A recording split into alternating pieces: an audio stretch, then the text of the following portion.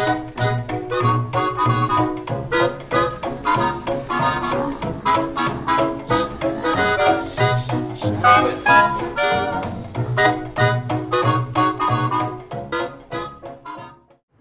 everybody, welcome in to our Happy Hour Recap, Barry and Mark's Happy Hour Recap. I'm Mark. And I'm Barry from edwardscom.net. And we're coming at you from Senor Tequila's Restaurant, Grill, and Canteen right here in Shaker Square in Cleveland, right on the border of Shaker Heights in Cleveland. Yeah, it's a really great new place. Mexican food is my favorite, and It is. Really nice new place. I recommend coming and checking it out. You know, they've got a lot of traditional dishes as well, plus they've got some vegetarian dishes as well. And Senor Tequila's, they don't have a webpage, but they're on Facebook. You can find them on Yelp. We'll have a link to their Facebook page and their Yelp page right in our show notes. Yeah, so last week we did an overview on Google Analytics, an in-depth analysis actually. Yep. And this week we're going to talk about the all-important goals and conversions. Goals and conversions. But before we talk about goals and conversions, we want you to understand about a couple of things, micro and macro conversions. First of all, a micro conversion. Now, a micro conversion might be a series of events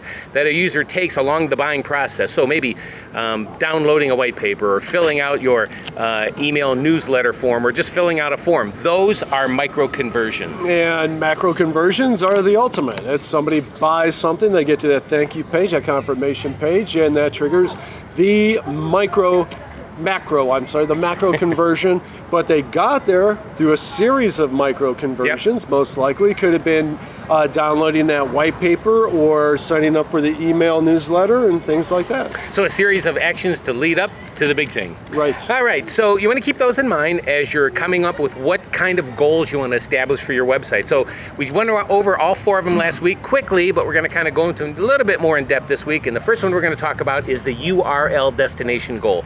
And it's exactly what it says it is. When somebody lands on a particular page or a URL, that is a goal. They've met that goal. That's a conversion. And so let's take, for example, you could set dollar amounts to these conversions as well as for a URL destination. So let's say you sell some product. You're an e-commerce website. You've got one product page that people land on before they go to the individual product pages.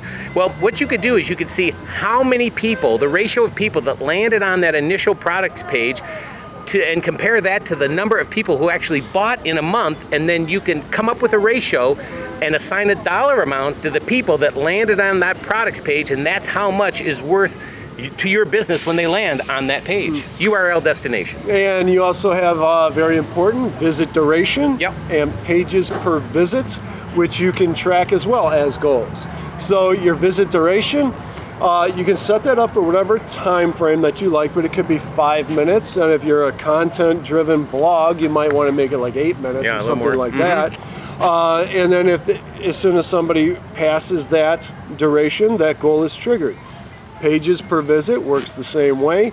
It's kind of like I've talked about before, the bounce rate. Yeah. And the bounce rate is if somebody comes, they hit your landing page, could be your home page, whatever it may be, and they bolt. That's one page and they're gone. That gives you a higher and higher bounce rate. Pages per visit is taking that to a higher level. Maybe your goal is 5 pages, so you keep guiding them through the content and through your funnel. So that's your pages per visit goal. All right. And one of the most fascinating goals that there are, number 4, is the events goals, and specifically event tracking. Now, it's one thing to be able to track a URL destination or pages per visit and how long on page, but it's a whole nother thing. Let's just say, like us at Edwards Communications, we've got a lot of videos on our page, and they're actually embedded from YouTube. And using event tracking, you could actually see how long what videos are being watched, how long people are watching them, and so forth. And you can do all of that and more with event tracking. And that's also how you track your premium content, your white papers, PDF downloads, and so on. Interaction with Adobe Flash objects, that's very often video. And also, this is really important, to report errors in the conversion process. That means purchasing items from your e-commerce site. It can track and see where there are errors along the way. And if you do have a bottleneck, it can maybe help identify where that's happening. Exactly. Okay, exactly. Great. Well, we've shown you a couple of screenshots of some basic ways to set up some goals that we just went over. Now it's your turn. Need to go through your site page by page and think about what you want to set up as your goals. What do you want to start tracking? It doesn't have to be 20, by the way, is the max that you could set up, that analytics Google sets up for each website. But maybe you don't want to set up 20 right away. Start with 1, 2, or 3, but go through your web pages and find out. For example, if you have an email newsletter that people sign up for, write that down as what you want to track, and then get the URL destination of the thank you page. That way you want to enter that into the goal, and you can set up that URL destination goal, and pretty simple.